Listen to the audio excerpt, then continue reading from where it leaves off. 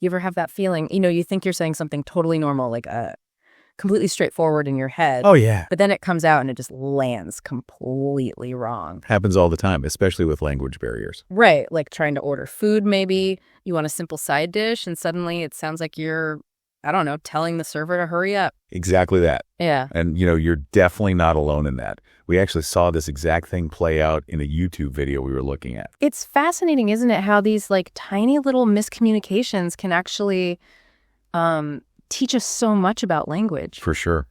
About how we learn, how we use it, and how, context is just everything. It really shapes the meaning. Absolutely. So we've been digging into this video. The title is Basic English Speaking Practice for Beginners Learn Daily Conversation to Improve Listening. Sounds pretty standard, right? A learning tool. Yeah, it looks like that on the surface. But we wanted to do our own, deep dive, really focus on one specific little moment in it. And the goal for you listening is to kind of pull out those aha moments, insights into everyday English, even from what seems like a really simple beginner scenario. Right. Without getting bogged down in like heavy grammar rules or anything, just the practical stuff. Think of it like looking closely at just one gear turning inside a watch to understand how the whole thing works. Okay, so set the scene for us. We're in a McDonald's, right, in the U.S.? Yep. Lunchtime rush. It's busy, buzzing, and there's a German speaker. It's his first time there, and he's pretty excited, actually, to try an American Big Mac. Classic first-timer enthusiast. Totally. Okay. And the initial chat is super standard. Welcome to McDonald's. How's it going? And he replies, hello, I'm good, thank you. Polite, basic exchange. But even there, a learner is actively working, processing, responding in a language system that's not their first. Good point. And he even comments on the atmosphere, doesn't he? Something like, Yeah, this is very busy. Oh, right. Yeah. Lunch rush. People love burgers at noon. It's a small thing, but it shows he's observing, taking it all in, not just like laser focused on ordering. He's connecting the dots. And the server kind of picks up on that newness vibe. Yeah, it's first time at McDonald's in the States, and the customer confirms, says he's from Germany, excited for that first Big Mac experience. Which is a nice little moment, right? A bit of human connection. Definitely. In what can otherwise be a very quick transactional interaction. Okay, so then the actual order, what was it again? One Big Mac meal, then the size, medium, drink. With Coke, please. And finally, all to go. Seems simple, straightforward. Pretty much. But then the server throws in a suggestion. Mentions the new spicy nuggets. Ah, the upsell. And how does he respond? He says spicy. No, thank you. But then he adds a bit more like, I want to try it out, but my stomach says no. Maybe next time. Haha, I like that. Honest and polite. Managing the upsell and sharing a little TMI, maybe? Well, it shows some personality. And it's interesting, that self-awareness. He knows his limits, or maybe just his preference, and he communicates it pretty clearly. Yeah, that's actually a really good example of navigating a real situation while you're still learning. Practical stuff. Exactly. Okay, so the order seems done. Food, drink, size, to go. But this is where it gets juicy for you, the listener, because then he asks for something for his fries. He asks for some ketchup. Ding, ding, ding. That's the moment. That's the core of our deep dive right there, that little phrase. Because the server immediately thinks, what? Catch up. Are you in a rush? Whoa, okay. Totally different track. Completely. It just shows how easily those similar sounding words can send a conversation sideways, depending on how you hear it, the context. And you can just picture the customer's face, like total confusion. He says, rush, I just want ketchup for fries. They're trying to give context, right? Connect to the fries. But the server's still on the rush idea. Doesn't the server even say something like they'll hurry the order? Yeah. They say, okay, no worries. We'll try to go faster. We'll catch up with your order real quick. Trying to be helpful based on their understanding. Oh, man. So the misunderstanding is actually getting worse. It is.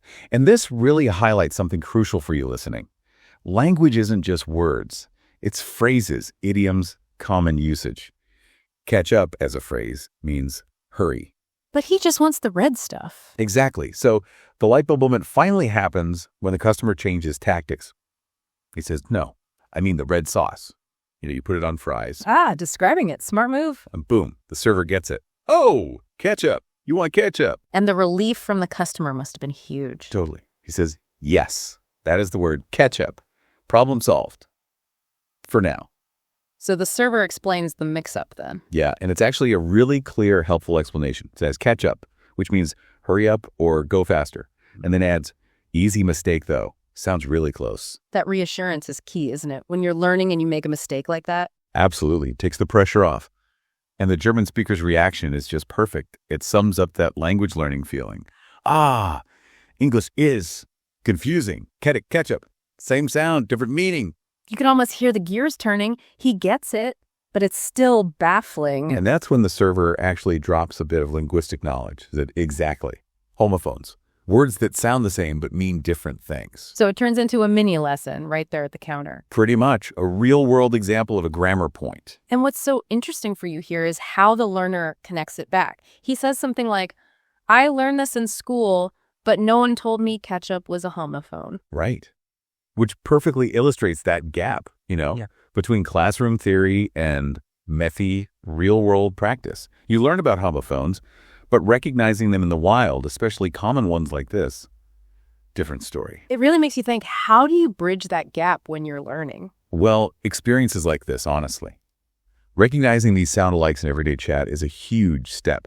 It sticks with you more than a textbook definition. So they kind of unpack the misunderstanding a bit more then. Yeah, the customer asks, trying to get his head around it.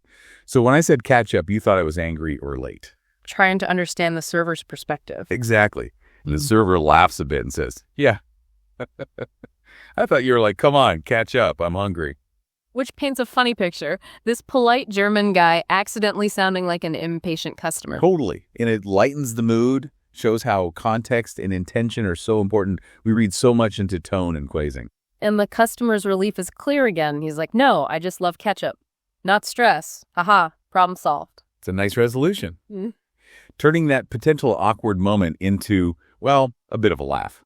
A small win in communication. Okay, so the ketchup crisis is averted, but then the conversation shifts to how much ketchup. Right. Even the quantity becomes a little point of interest.